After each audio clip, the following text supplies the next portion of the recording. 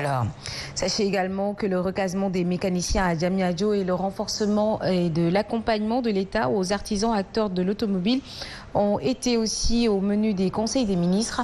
Le président de la République a aussi demandé au ministre en charge de l'eau et de l'équité sociale et territoriale, tutelle technique de PUDC et du PUMA, de veiller à la mise en exécution d'un plan d'urgence pour améliorer l'accès à l'électricité et à l'eau potable des îles, notamment les îles du Sine Saloum et de la Casamance.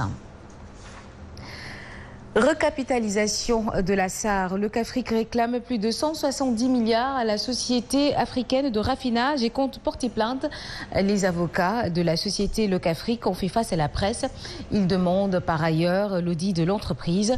Suivons les explications ici de Maître El Hadji Diouf du pôle d'avocats au micro de Neidi Mendao et Madani Marega. La direction de la SAR a passé cette commande de 200 milliards de gré à gré. 59 milliards perdus. Est-ce que le président est informé? Je ne le pense pas. Mais s'il n'est pas informé, nous avons l'obligation de l'informer. C'est pourquoi une mission d'audit, Monsieur le Président de la République, s'impose. Comment on peut perdre 59 milliards sans faire l'objet d'un audit, d'une inspection, d'une enquête même et d'une arrestation? Mais là, on parle de centaines de milliards. Cette recapitalisation voulue, proposée, en réalité cache un souci de détournement de deniers publics, un souci de récupérer des commissions de l'ordre de plus de 12 milliards et autres. Et allons à Bourg pour parler de cet éventuel projet de loi sur la répartition des ressources pétrolières et gazières pour le député Malick Gueye du Grand Parti. Ce projet de loi ne devrait pas être voté avant les élections locales et propose justement une large concertation de la société civile, des religieux et des partis politiques sur la question. Il a fait face à la presse ce mercredi à Bourg. Je vous propose de l'écouter. D'ailleurs, moi, je pensais même faire un amendement sur la criminalisation de l'homosexuel.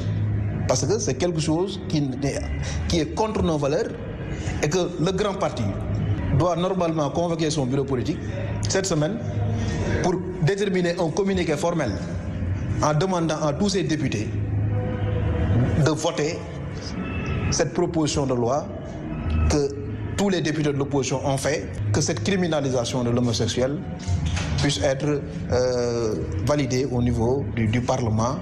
C'est un crime qui n'est pas en fait une valeur fondamentale de notre société au sens historique et au sens étymologique de contre-valeur dans la société sénégalaise. Sachez également que le collectif Sam Djikoyi a déposé ce mercredi dans l'après-midi sur la table du président de l'Assemblée nationale la proposition de loi portant criminalisation de l'homosexualité. 5 députés et des membres de la société civile ont donc composé la délégation de Sam Djikoyi. Le collectif se dit confiant quant à l'adoption de la proposition en plénière.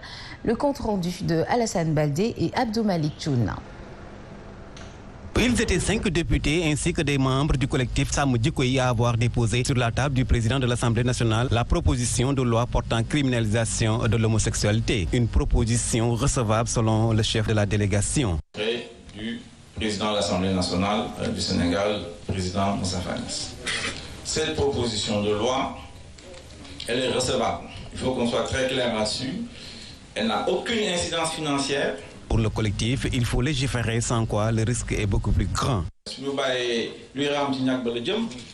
Le peuple va se faire justice lui-même. Mame Makhtar Gueye et ses camarades pensent que l'occasion est toute belle pour le président Macky Sall de trancher le débat. Non, on n'est pas encore prêt.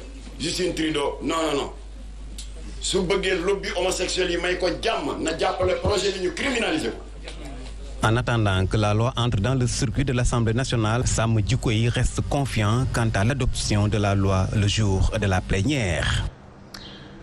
Nous poursuivons en plus bref avec cette décision des autorités étatiques de rééditer plus de 225 000 cartes d'identité aux populations n'est pas acceptable et ne peut être problématique pour ces dernières. Selon Dieyna Bandiaye, présidente du mouvement Ramsa Bop, un doublon sur une liste est constaté sans aucune réaction des autorités, mais il n'est pas question d'accepter de transfert d'électeurs dans le département de Keur Massar au soir du 23 janvier 2022. Car des signes de fraude massive sont constatés dans la commune de Keur Massar Nord, d'où cette mise en garde. Tout à l'heure, nous écouterons Emmanuel Sagna du mouvement Ramsa Bop au micro d'Idrissa Djemé et Tidjane Diop à 8h. Et à Mbour également, sachez qu'à quelques jours de l'ouverture de la campagne électorale en vue des élections locales et départementales, les appels à la non-violence et à la paix se multiplient. C'est le cas justement à Mbour avec l'Alliance nationale pour la sensibilisation, l'apprentissage et le replacement des enfants Ansar qui invite les acteurs politiques à faire preuve de dépassement et œuvrer pour les élections calmes et apaisées du Sénégal. Nous y reviendrons tout à l'heure également. Parlons aussi dans ce journal de la promotion des filières scientifiques et techniques de lycée de Thiaroye a abrité une journée de carrière académique initiée par le Centre académique de l'orientation scolaire et professionnelle. Il s'agit de sensibiliser les élèves sur la nécessité d'embrasser les mathématiques et les sciences techniques, mais également de construire les préjugés, de déconstruire des préjugés qu'ont les élèves sur les filières. Et selon le directeur du CAOSEP, le déséquilibre entre le flux d'élèves dans les séries scientifiques et ceux des séries littéraires est inquiétant. Amadou Tidjane Diaye, que voici, nous l'écoutons. Au niveau du cycle fondamental, il y a pas moins de 25% des élèves qui fréquentent les séries scientifiques. À l'université, selon les statistiques de la DEPRE, il y a près de 80% des élèves qui sont orientés vers les filières littéraires, ce qui est quand même inquiétant. Compte tenu des enjeux de l'heure et des mines, il y a lieu quand même de corriger ce déséquilibre. Et cette activité aujourd'hui consiste à lutter contre ces préjugés pour amener les élèves à s'intéresser davantage aux filières.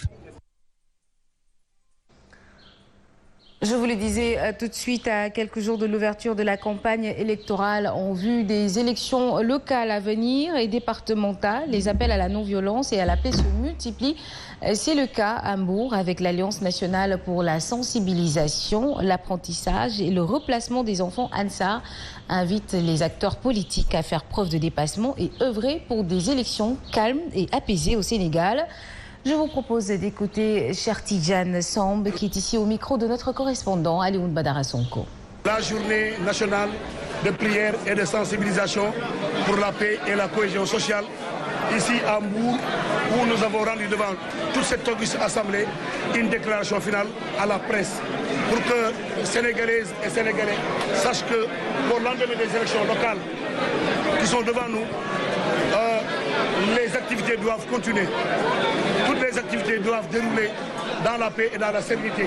Et pour que le Sénégal puisse vivre une situation calme, paisible, avec des élections transparentes, Ansar a saisi cette occasion pour faire appel au regroupement de femmes, aux leaders politiques, aux autorités administratives, aux jeunes, aux ASC, aux imams, chefs religieux et autorités coutumières et administratives, sans oublier les responsables politiques ici à Mbour.